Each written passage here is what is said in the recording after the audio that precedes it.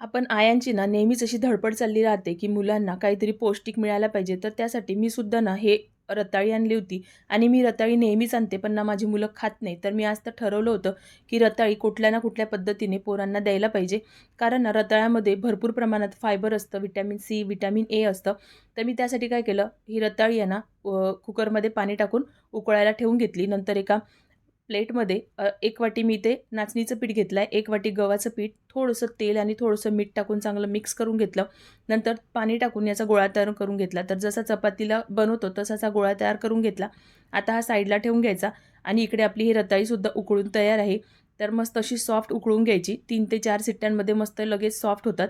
आता हे एका बाउलमध्ये काढून घ्यायचं आणि चमचाने ना असं बारीक करून घ्यायचं. तर आता ना याची साल अजिबात काढायची नाही आहे. असंच आपण याला बारीक करून घेणार आहे. तर सगळी रताळी या पद्धतीने बारीक करून घेतली. आता याच्यामध्ये काही भाज्या घालून घ्यायच्या.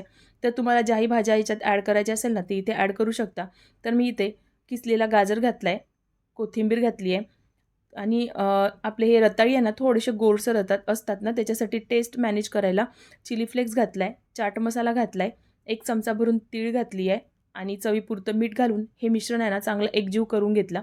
आता हे मिश्रण चांगलं मिक्स करून घ्यायचं आणि हे साईडला ठेवून घ्यायचं. आता बघा पीठसुद्धा आपलं मुरलेलं आहे. आता याचा एक गोळा तयार करून घ्यायचा आणि जशी आपण चपाती लाटतो ना तसंच आहे लाटून घ्यायचं. तर इथे मी मोठी अशी एक चपाती लाटून घेतली आणि आपण ते रताळ्याचं मिश्रण केलं होतं ना ते सगळं चपातीला या पद्धतीने पसरवून घ्यायचं. तर बघा चपातीला या पद्धतीने सगळं मिश्रण मी इथे पसरवून घेतलं.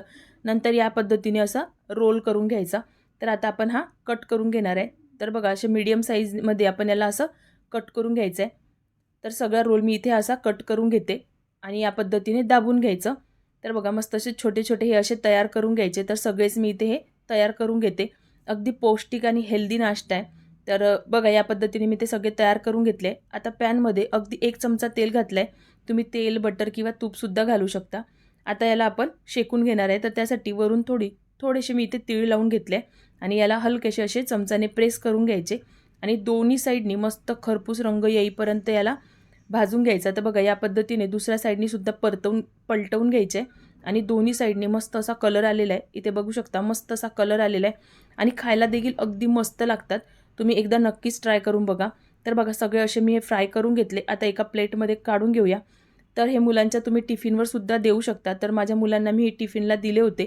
तर त्यांना कळलंसुद्धा नाही मी हे कशाचे बनवले आहे आणि आल्यानंतर मला परत म्हणत होते, की "मम्मी आज जे दिलं होतं ना, ते मला परत देशील?" म्हणजे त्यांना एवढे आवडले होते.